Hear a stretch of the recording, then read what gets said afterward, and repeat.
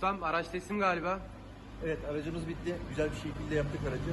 Sadece araç çok yeni, yani 20 günlük bir araç olduğu için parçadan dolayı biraz bekledi. Almanya'dan parçamız geldi. Zaten bir günde de montajını yaptık, hazırladık.